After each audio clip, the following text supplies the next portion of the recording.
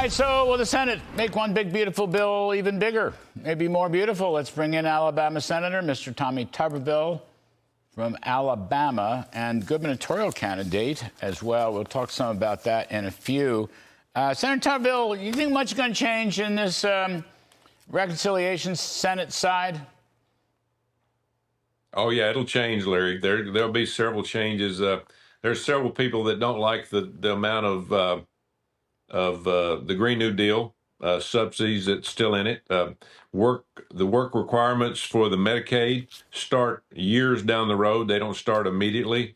There's several small things. They're not big things. Any change that will happen, probably will happen too with the bird rule. It'll go back to the House. It will eventually pass, but again, it's not going to stay status quo as we speak, just coming from the House to the Senate. You know, and I worked for Ronald Reagan years back, and we're going out to the Reagan Library for this big economic thing, confab. Reagan took the top personal tax rate from 70% to 28%. Now, that's what I call tax reform.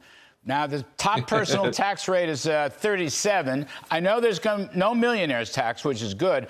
But wouldn't it be great to just knock all those brackets down, maybe simplify it? Real tax reform, take the top rate to 28, maybe have a 15% middle bracket, and call it quits and go home? I totally agree with you. I'm a Steve Forbes guy when it comes to the fair tax. And at the end of the day, you know, we're eventually going to get to something like that. But I'm like you. I think we should bring all the tax levels down. Corporate tax the same way. If President Trump wants to build this country, I think you make opportunity zones all over the country, and you also bring down corporate tax, and that would bring people just flogging back in. We have to get people to work, Larry. That would help us in a lot of areas, and would also have growth. If we, you know, and I listen to you all the time, if we don't grow the country, it doesn't make any difference. We have to grow this country. Growth is the moral imperative for families, for individuals, for wages, for job opportunities, for communities, you know, safety and health. Growth is everything. And yes, it will bring down all these budget ratios and benchmarks. How about this one, Senator? You know, the House has a 15% effective corporate tax rate for Made in America, but why not just make it a bracket, an absolute bracket? Don't worry about the deductions and all the rest of that stuff. 15% bracket. Clarify it. You'll get bigger, more takers on that. Now, that would be good tax reform. Exactly. Make it simple. I mean, the problem is we make everything so dang complicated. Make it simple. Let people understand what they're going to have today and what they're going to have 10 years from now. And if you do that, you'd have more growth. You'd have more people getting involved in it. But there's so many ups and downs in federal government, especially the IRS and the tax bracket that we have. You know, most people don't understand them. So I'm with you. Make it simple. Make it solid, give people an opportunity to really understand it. So a couple other things away from reconciliation. Lord knows there's life away from reconciliation. I'm sure you're a good supporter of Mr. Trump's Golden Dome proposal.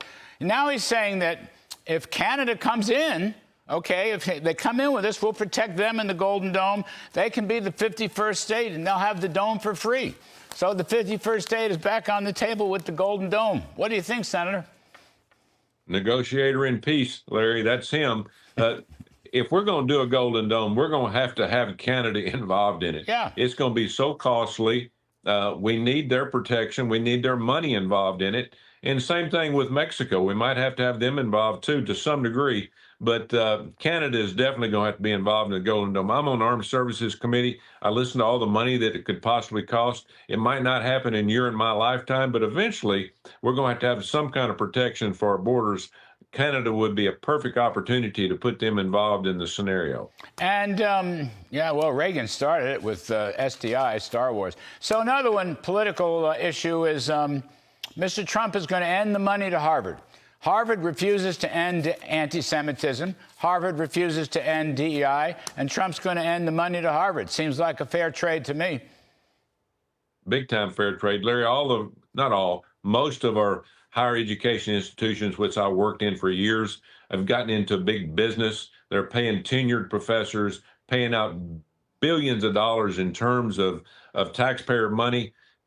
We have got to start educating our kids. I've been saying this for a long, long time. We educate so many people from other countries. We don't concentrate on educating our young men and women. We got to put more emphasis on that. I don't mind people coming from other countries, but we're bending over backwards for these people, and it's not doing the American taxpayer any good. Let's take care of American kids first. Yeah, well, Harvard's up there training Chinese Communist Party paramilitary troops. I mean, it just boggles the mind what the heck they're doing in that business.